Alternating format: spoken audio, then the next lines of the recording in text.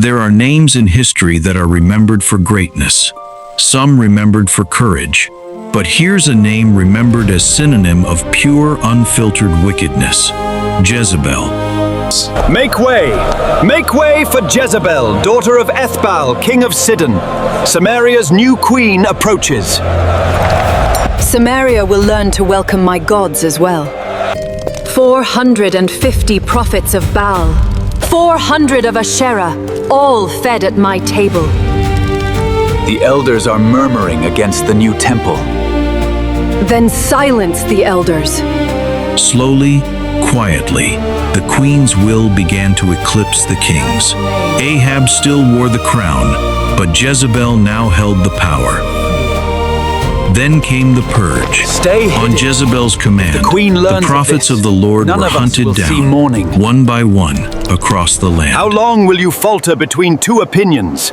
If the Lord is God, follow him. If Baal, follow him. Oh, Baal, hear us. Answer us. Cry louder. Perhaps he is meditating, or busy, or on a journey, or perhaps he is asleep and must be awakened. Lord, let it be known this day that you are God in Israel. Seize the prophets of Baal.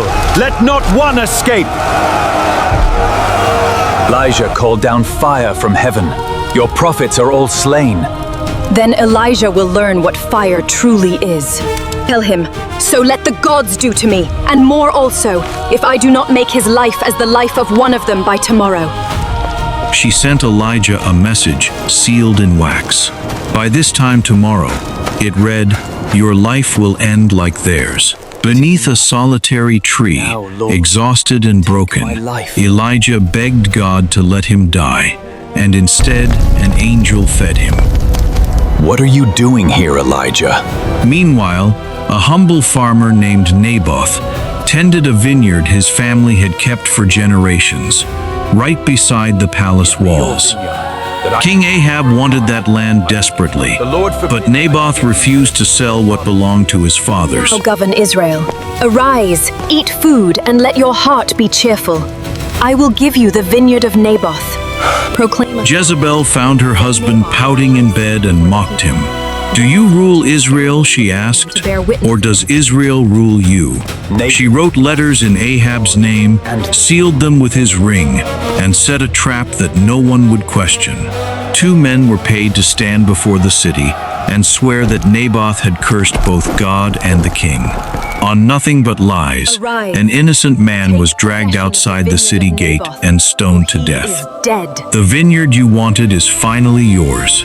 But Elijah was waiting in that very vineyard, and this time his words carried a curse that would not be undone. Ahab tore his clothes, put on sackcloth, and fasted, for the first time in his life, truly afraid. Words from a wilderness beggar do not frighten a queen. Years later, Ahab died on a battlefield, struck by a single stray arrow, and dogs licked his blood exactly as foretold. Jezebel outlived him, remaining queen mother for years. Thus says the Lord. In secret, a young prophet poured oil over the head of a commander named Jehu and called him king. Jehu mounted his chariot and rode toward Jezreel so fast that watchmen on the wall knew his driving from miles away. Israel's own king rode out to meet him and was struck down on the very ground once stolen from Naboth. Word reached Jezebel that Jehu was coming. She painted her face, arranged her hair, and waited at her window, defiant to the end. Jehu looked up and called out to her own servants standing behind her. "Throw her down," he said, and they did.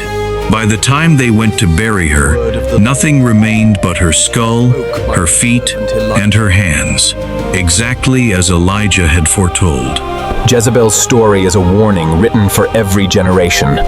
Power without conscience will always crumble. Subscribe to Dudupix Stories and walk with us into the next one.